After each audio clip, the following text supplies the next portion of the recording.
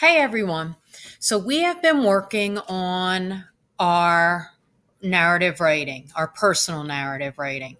And we've been kind of brainstorming different events in our lives, looking for um, different life lessons that we've learned, trying to reflect on lessons where we've have a lot of emotion, twists and turns, okay? Because we want to be able to express that to our reader without telling them how we felt. So I think this is kind of, for me, this was a really difficult part, is actually picking the event or topic that you want to write about. And I've told you, I've been having a hard time. I've been going back and forth about which topic I want to write about. So I decided on this one. I decided on it because it has a lot of emotion on it in it.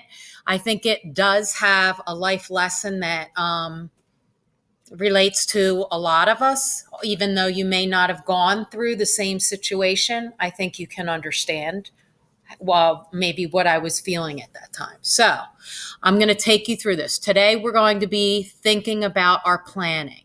And like I said, this is a tough thing to do. So I started off with having to decide what I was going to write about. So I decided I was going to write about my math class and trying to fit in and being part of the cool kids group. And I thought this was a good topic because there's lots of emotion, good lessons or themes, and people can relate. I think people will be able to relate to it. And the lesson I learned from this, now, like I said, there were a lot of lessons, and I might even change this as I start writing. But one of the things I learned from this is everything you do has a consequence. It can be either a good consequence or a negative consequence. In my lesson, I had both a negative consequence and a positive consequence. And that's kind of why I chose it. And I also thought, like, it may not always be the easy thing. It's the easy thing to choose to do the right thing. So, and I think we're always faced with that. Sometimes it's just easier to make a negative choice because everyone else is doing it. Okay. But this is where the story that I'm going to write about. So there are three ways I had to kind of think about how I wanted to do my personal narrative. And I thought maybe one way I could do it was just to jump right into the action and start from there. Or I might want to connect to the reader with peer pressure. And I think that's probably as I'm thinking about it, that may be the way I want to start off. Or I may just start off like maybe with a question and ask, um, you know, the question or about the lesson. And then it asks, here are some details I could include to make the story more realistic. So I definitely know that I want to include how I wanted to fit in because I was new to the school. I wanted to fit in. I was being included by the cool kids, so that's the path I chose. And I was also very behind in my math when I transferred. I didn't even understand what was going on. All right. But I was feeling pretty good that the cool group included me in their homework kind of scheme.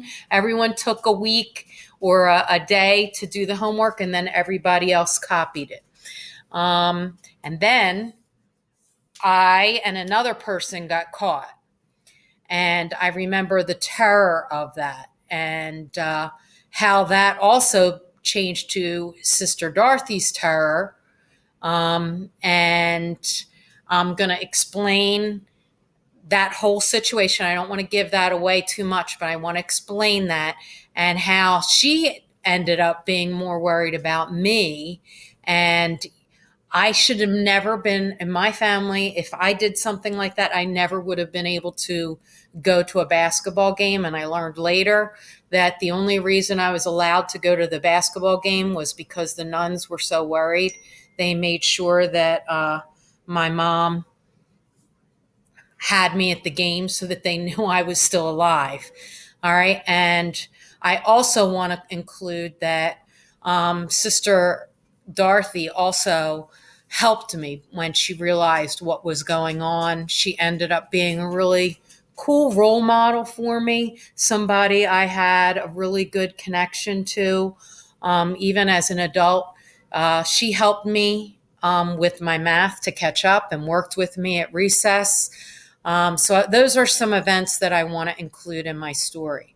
And remember, we've talked about diary of the dialogue. Some of you are really focusing heavily on dialogue. If your story is all dialogue, that's a problem.